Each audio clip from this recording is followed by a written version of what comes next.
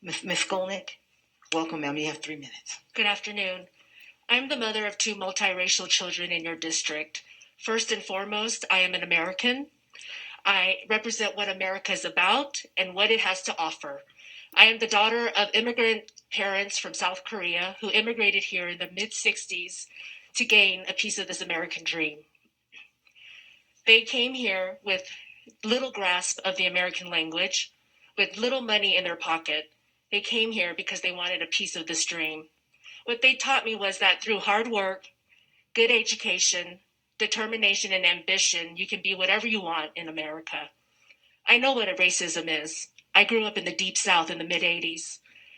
I moved from Southern California, started high school in the mid-'80s in the South, and it was a major culture shock for me. It was the first time that I had ever encountered segregation. There was a stark contrast between the white and black communities. I witnessed with my very own eyes the KKK marching in a rally in Gainesville, Georgia. I have been the subject of racism, prejudice, derogatory slurs, and mostly from the African American community.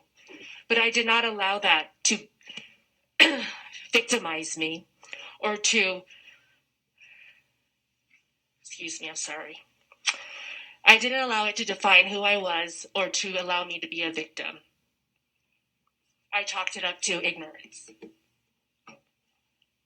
On October 27, 2020, regarding the anti-racism resolution, board member questioned to WCSD administration. We don't mention Asian Americans in the list of groups that are discriminated against, and we've learned that in COVID there is increasing marginalization of Asian Americans. Administration's response: we included groups that have been traditionally marginalized. It is true that through the lens of the COVID pandemic, we have been made aware of perceived instances of negative behavior toward Asian Americans. Largely speaking, this has not been a group that traditionally has met with social injustice, such as some of our other community groups have. Asian Americans could be included at the board's request.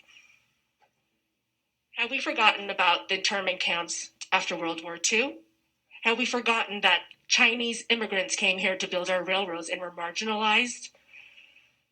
I pride myself in raising children who would be accepting, loving, kind, and tolerant. And I do this by teaching them through my actions. Chris Wallace asked Morgan Freeman, how do we stop racism? Morgan Freeman said, we stop talking about it. So is this really about anti-racism, our children's education? Or is this about the $6 billion in competitive grant funding by the Biden administration for all districts around the country to push critical race theory and 1619 Project? Thank you.